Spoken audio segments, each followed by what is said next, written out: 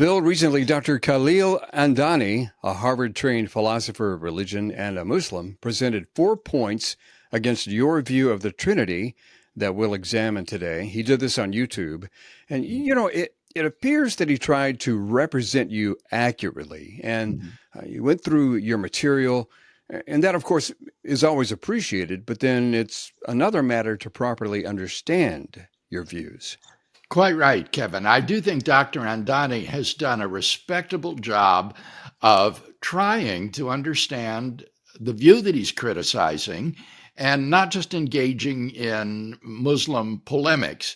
However, I do think that in his 4 points, all of which are very interesting, there are some really serious misunderstandings. And so I hope that the video today will help to clear those up. Bill Andani claims that your view of the Trinity is, as he says, out of the mainstream of Christian theology.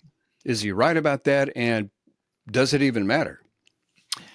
I think my view is out of the mainstream. I defend what I call the biblical doctrine of the Trinity. I am convinced that within the pages of the New Testament, we find a primitive doctrine of the Trinity, which consists of two theses. Number one, that there is exactly one God, and number two, that there are exactly three persons, Father, Son, and Holy Spirit, who are properly called God. And by the word properly there, I mean in truth or literally, not just metaphorically or hyperbolically. And I believe that this primitive doctrine of the Trinity is taught in the New Testament itself, and so that's what I defend. Now, that doctrine doesn't include some of the tenets of later doctrines of the Trinity that were elaborated in the tradition of the church and which will include other elements. My view doesn't exclude those, but it simply doesn't include them. And in that sense, it could be said to be out of the mainstream. Well, Andani attempts to interact with your definition. He makes an attempt here to define your Trinitarian view. Let's go to the first clip. What is Craig's Trinity? So Craig is a self-professed social Trinitarian, and he calls his view tripersonal monotheism. In Craig's view, there is only one instance of the divine nature, and that is the Trinity as a whole. So Craig would refer to the Trinity as the one God that Christians believe in. So God is the Trinity taken as a whole. Well, how accurate is his initial evaluation of your view, Bill? I was impressed that Dr. Andani is familiar with the change in nomenclature that I introduced since the publication of Philosophical Foundations for a Christian Worldview. There, I borrowed Brian Leftow's terminology to label the view I defend Trinity monotheism. But I think that that is a potentially misleading label because the Trinity, I think, is the group of persons of Father, Son, and Holy Spirit.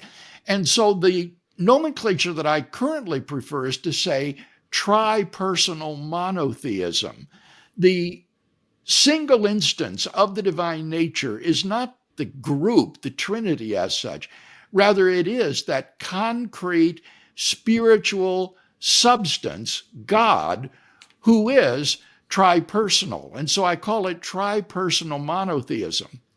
Now, although Dr. Andani updated the nomenclature, he didn't update the description of the view. He still describes my view as saying that the concrete instance of the divine nature is the Trinity, and that isn't what tripersonal monotheism holds to. Again, tripersonal monotheism says that there is a single spiritual immaterial substance called God who is tripersonal. And he's right in saying that my view is a social Trinitarian view. Social Trinitarians construe the persons of the Trinity very robustly as three centers of self-consciousness, intentionality, and free will. And so there is a sort of society of three persons here, and hence the name social Trinitarianism. So he is quite correct that I do construe the persons of the Trinity in this very robust sense. Well, let's get to the objections then. Dr. Andani presents his first objection in this next clip. Here it is. The first issue, partialism. Dr. Craig believes, in a real sense, that the persons of the Trinity are each parts of the one God. And already for most Christians, like, this is going to be a problem. The problem that arises is, what is the ontological priority between God, the whole God, and the three persons who are God's parts? If God, the Trinity, is dependent on the three persons, which means if the whole is dependent on the parts, then technically God himself is dependent and contingent and lacks aseity, and the three persons are ase, which would make them three gods. Or if you said that the three persons are dependent upon God, that is, if the parts are dependent on the whole, then the three persons would be dependent and contingent, and they would lack aseity, which means they cannot be God because they're not ase. So it looks like we have a case of vicious circular dependence. It looks like the horns of a dilemma, Bill. If God, the Trinity, is dependent on the parts, then God is dependent on contingent. If the persons of the Trinity are dependent on God, then the persons are each contingent. Vicious circular dependence is what he said. This objection takes us into the subdiscipline of metaphysics called mereology. Mereology is the study of wholes and parts, a very complex field of metaphysics. And the part-whole relationship is very differently construed with respect to different composite entities. And so the diagram that he furnishes can be very misleading. We should not think of God as being like a pie chart in which he's composed of three pieces. All I meant was, in saying that the persons are parts of God, is that each person of the Trinity is not the whole Trinity, that in addition to the Father, there's also the Son and the Spirit. And it seems to me that that use of the word part is unobjectionable, that it seems clear that each person is not the whole Trinity. Now, what about the vicious circularity that he alleges? Well, this would depend upon a principle that is not an accepted mereological principle, namely that parts and wholes must stand in asymmetric dependence relations, that either the whole depends on the parts or the parts depend on the whole. Now, those may be the case with regard to some composites, but this is not at all necessary or inevitable. There doesn't need to be any sort of dependence relation among the parts and wholes. To give an illustration, think of the relationship between a circle and the radius of the circle. Does the circle depend on its radius, or does the radius depend on the circle? It seems to me that any language here of dependence is just wholly inappropriate. There just is no part-whole dependence relationship between a circle and these parts. Or if there is, it could be a symmetric relationship where the radius depends on the circle and the circle depends on the radius, and that would not be viciously circular. So with regard to the Trinity, I don't think there is any sort of dependence relationship that obtains between the persons and God himself. God is simply a metaphysically necessary being who is necessarily tripersonal. Here's the second objection. Let's go to this next response from Andani. So the second argument is basically that according to William Lane Craig, there is no eternal emanation of the Son, and there is no procession of the Holy Spirit. In Craig's model, the three persons are all co-eternal, and no person depends on the other person, right? So, the Orthodox believe that the Father is ase and uncaused, and the Holy Spirit and the Son are eternal emanations from God the Father. That's what the Orthodox believe. The Catholics also believe in the emanation and the procession of the Son and the Spirit. And that's how they would discern which divine person is which. But Craig doesn't have this. For Craig, the divine persons, they all have the same attributes without considering the role they play in creation. In Craig's model, there is no way to tell the three persons of the Trinity apart. They are indiscernible. And this problem that they're indiscernible, it sort of makes the model rather incoherent, or at best, the model becomes sort of mysterious, right? Because we don't even know who's the Father and who's the Son. Okay, so he says there's no way to discern one person of the Trinity from the other in your model, Bill, and that there's nothing to individuate them. Yes. I like the way you phrased the question, Kevin. It really isn't a matter of discernibility, but rather of individuation. Now, you'll remember that I said that my model of the Trinity doesn't feature some of the later ecclesiastical developments of the doctrine. And the procession of the Trinitarian persons, one from another, would be an example of this. New Testament scholars are by and large agreed that the doctrine of the eternal begetting of the Son from the Father in his divine nature and the procession of the Holy Spirit is not a doctrine to be found in the New Testament. This is a product of so-called logos Christology of the early Greek apologists like Athenagoras and Tatian and Justin Martyr. And so my model doesn't include these Trinitarian processions, though if you want to add them, you can feel free to do so. Now, do we need those Trinitarian processions in order to individuate the members of the Trinity? Well, I think obviously not. On a serious social Trinitarian view of the Trinity, each of the persons has a unique first-person perspective, which is not shared by the other two persons. So in Dr. Andani's illustration of the three Spider-Men who all look alike, each one of them can look at the other two and say, I am not you, and I am not you, and differentiate himself from the others. The having of a first-person perspective, a unique self-consciousness, is all you need to differentiate the three persons from one another, and you do not need, I believe, this notion of the Trinitarian processions in order to do so.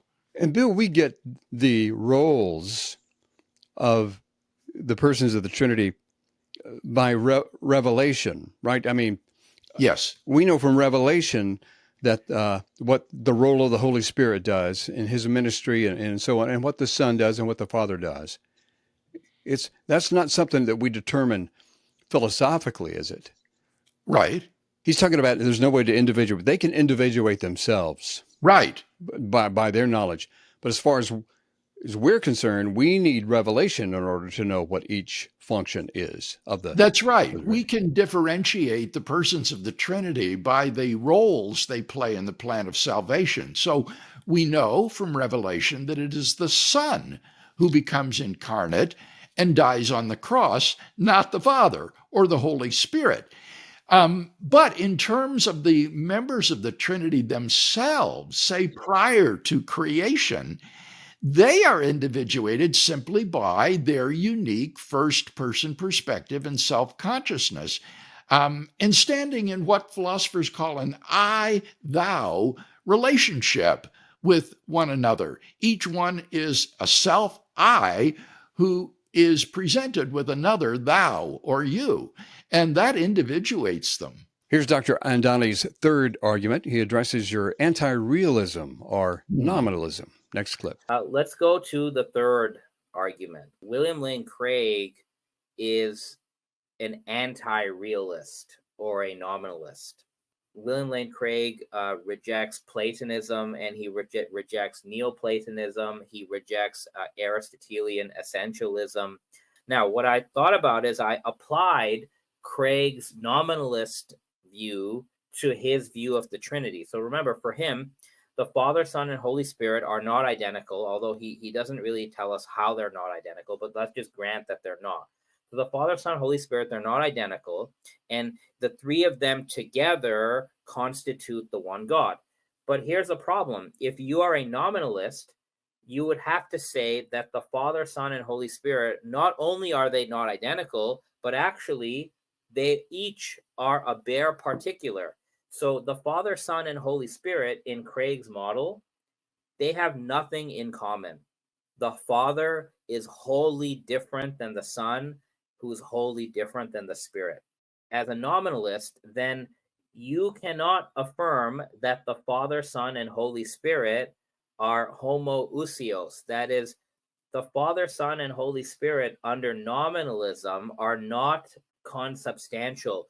They do not share the same essence. In fact, William Lane Craig does not even believe in anything called the divine essence. And once that is realized, it logically follows that in Craig's model, the Father, Son, and Holy Spirit, each being a bare particular, but also each being all-knowing, all-powerful, and good, they basically amount to three distinct gods. Well, there's a lot of heavy terminology in that clip, Bill, but does your Yeah. nominalism or anti-realism force you into tritheism rather than an orthodox view of the Trinity? This objection is a real mess, and it illustrates well why I reject the label of nominalism in favor of the label anti-realism. In theology, nominalism has a bad reputation because of certain late medieval theologians who denied that God has certain essential properties. And that is not the view of the anti-realist. I believe that necessarily God is omnipotent, omniscient, eternal, morally perfect, and so forth, and that the Son necessarily is omniscient, omnipotent, eternal, morally perfect, and so forth, as is the Spirit. So the charge that these are not at all alike or bare particulars is groundless. It's simply that as an anti-realist, I don't think that properties are independently existing things out there in the world to which God stands in some sort of strange exemplification relationship. And therefore, I don't think that the persons of the Trinity or God himself is a bare particular. I completely reject this sort of ontology that thinks of bare particulars standing in exemplification relations to these abstract objects like omnipotence, omniscience, holiness, eternity, and so forth. And therefore, the objection is just misconstrued. As a neutralist, I believe that we can talk about these sorts of things without ontological commitment to them.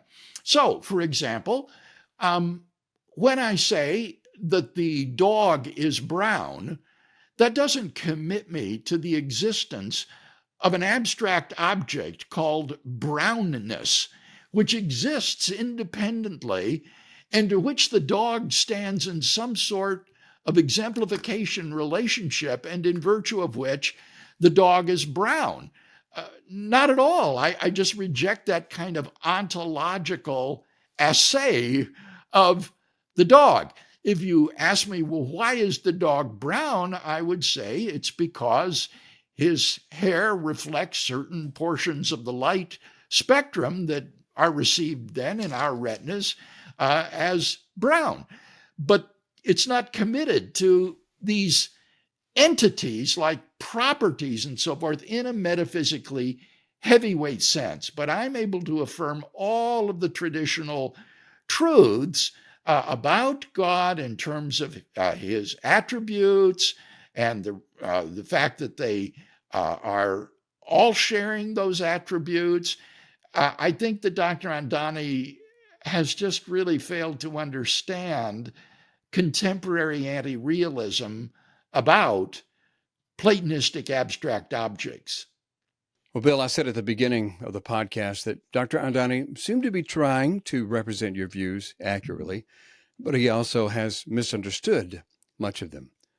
What can you say in summation today from this podcast? I think you're absolutely right, Kevin, and I really appreciate his attempt to engage with my view in a fair-minded way. I love talking with Muslims about these sorts of issues.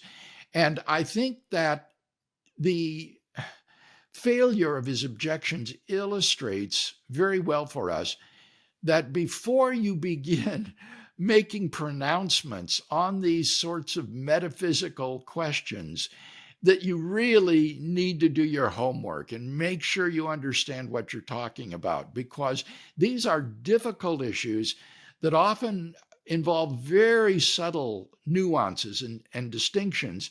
And if you neglect those, then I think you get into the kind of mess that Dr. Andani did in this video.